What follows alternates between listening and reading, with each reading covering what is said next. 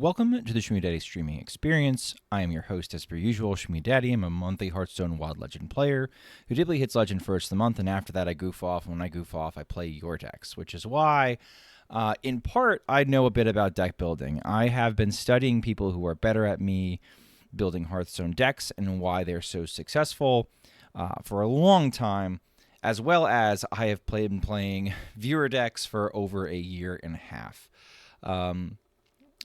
Studying Hearthstone deck building is just a goofy little hobby of mine, and so I like to think I'm reasonably good at it, especially since I have gone as far as reaching the finals in some custom deck building competitions like the Born to Be Wild Listener series, which whenever we start that back up again, I'm sure people will enjoy, and I should push on this platform. But regardless, I just did a video on bad things that chat does when they submit decks to me. So what I'd like to do is I'd like to give you an example of good deck building practices so that, like, you know,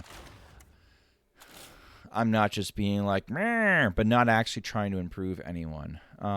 First things first. What is this? Oh, right. Okay, yes.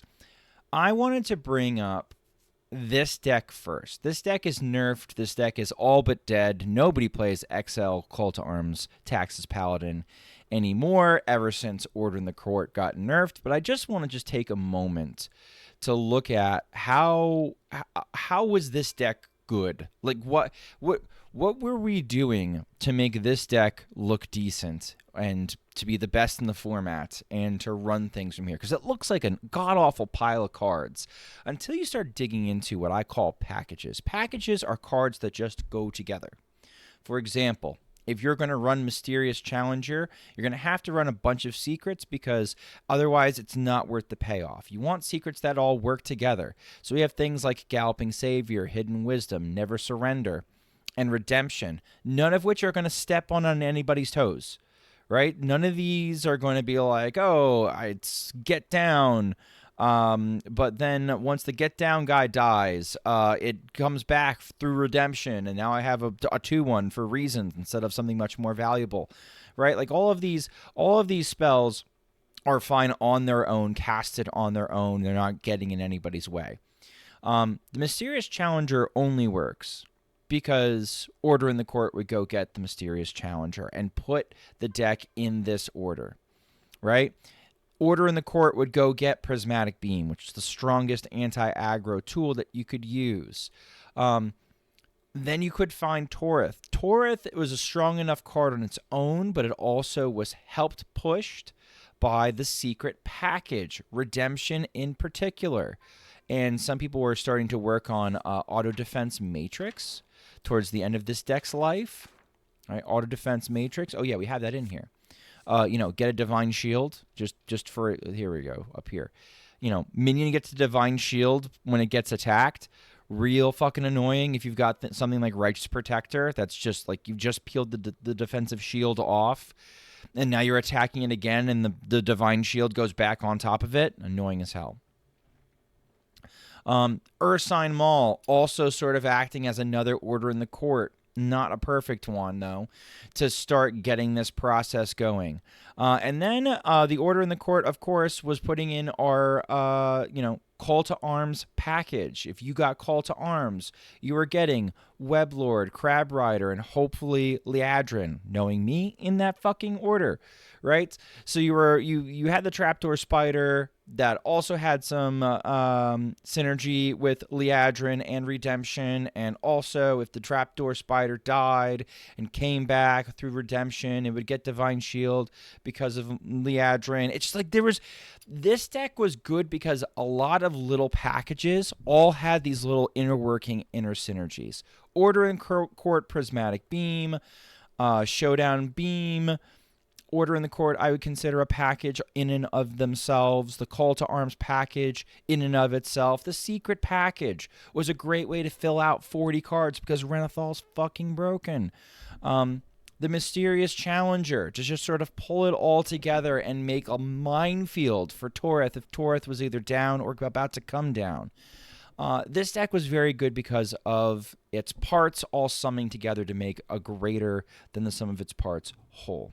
And so if you find that you have the opportunity in your deck building to include, well-known and proven packages and sort of weave them together, even if you're trying to do something gimmicky as your top end, if the rest of your cards are pretty good, those little packages can carry your deck a long way.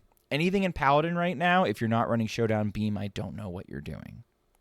In fact, one of the interesting things about how we're going to eventually build the Murloc Paladin in Wild, which people will try because of the new quest, is do we go tip the scales? Do we do anything can happen? I don't know how much of that you actually do, considering how much anti-synergy those spells might have with something along the lines of Showdown and Beam. You're not going to do an Allura deck and also do Showdown Beam unless you're NZT. So that's going to be something interesting, and like watching those packages come together is going to take some study. Appropriate win conditions. I flamed people for appropriate win conditions all the time as far as power level goes. I think Purz's Frog Shaman does a good job of providing an example of a deck with multiple win conditions that are actually half decent. Example number 1, we can go for a giant overdraft, post quest line, play a bunch of lightning blooms, play a bunch of beakered lightning, get a bunch of overloaded stuff up, pew, away we go with overdraft. We've got bioluminescence on a big board into Crash of Thunders. Proper win condition. A lot of games I win just through board. Like you're doing your frog term and everything toss 0.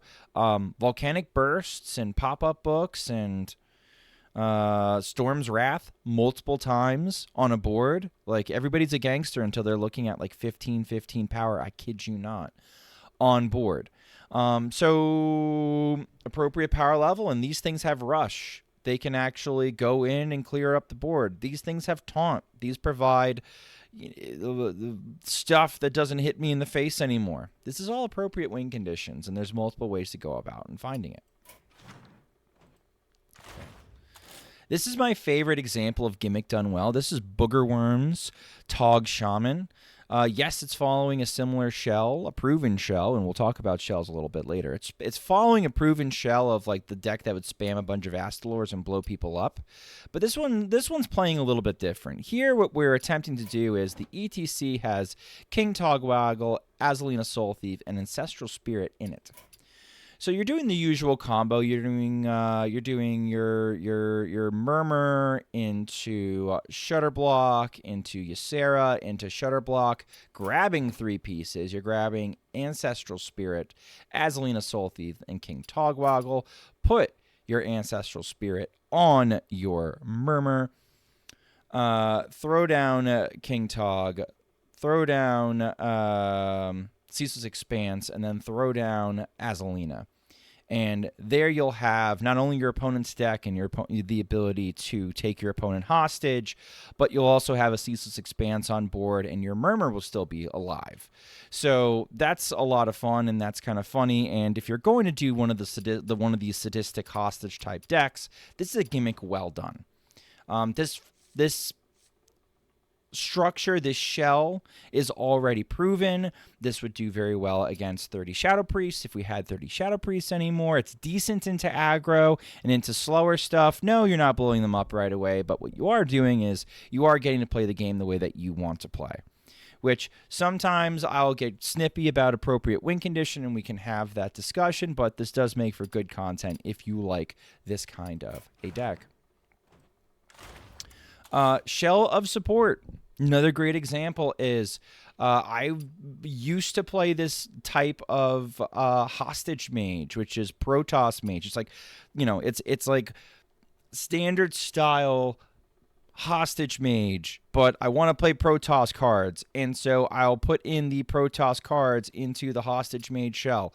Like, we have Ice Block in our format. We have Solid Alibi. We have Novas. We have Sleet Skaters. I'm not saying this is a perfect 40 either. I think there are some interesting choices. I would never play the Research Project. It's a little bit spooky to me. You might even be able to fit in Romath still if you wanted to, right? But this is more along the lines of just like, hey, if you want to do your silly gimmick, why not do your silly gimmick inside of something that does work? And this deck did feel very different than normal Hostage Mage. Again, normal Hostage Mage, the game you would be bleeding out the opponent little by little. We can do that a little bit the Protos Mage, but also the Colossus just provides like a 1-2 over the top punch. Is it better than just doing Romath stuff? No, of course not. But it's fun. And so we might do it this way, and this is still an appropriate power level that doesn't get you banned in my chat. Last but not least, when we were talking about perfect 30s, perfect 40s, last time I talked about this deck in particular. I'm not a big believer in perfect 30s and perfect 40s, but if you want a perfect example of what a perfect 30 or perfect 40 looks like, look no more than this list. Again, we're getting rid of the Contra's Calling. We're putting in a Finley. And I think this is just about perfect. I really do. All the spells that I need to complete the quest are arcane. Stargazing has a very high chance of getting either some sort of draw or mana biscuit or glyph, which helps me complete the quest. I have just the right amount of frost and frost and fire spells to make my Wisdom of Norgannon cheap enough that eventually causes 0 with my girls down. The girls are the girls. Smoldering Grove and Burn Down provide the perfect amount of early draw to get to my girls, to then making all my arcane draw more affordable. I think this deck is just phenomenally built. Big ups to Copper Scum and KVLT for cooking it for so long that now that we have it, I think something like this is closer to a perfect 30 or a perfect 40. Perfect 40s are really hard to do. But if you want to look for an example of one, this is, I think, one of the few ones that exists out there. And even then, Copper Scum is still playing a volume up in here somehow, and the 2 mana like Star whatever thing. I don't get it. I don't see the vision. I think that part's overcooked. But don't get too hung up on finding perfect 30s and perfect 40s. There's always going to be a little bit of argument over flexes at different spots. Example I gave up in last video was, if you're facing Imbue Mage after Imbue Mage after Imbue Mage in Diamond 5, it might make sense of you to tech in a Mind Breaker. Like if your meta really is 90% of one deck, you might as well tech for it.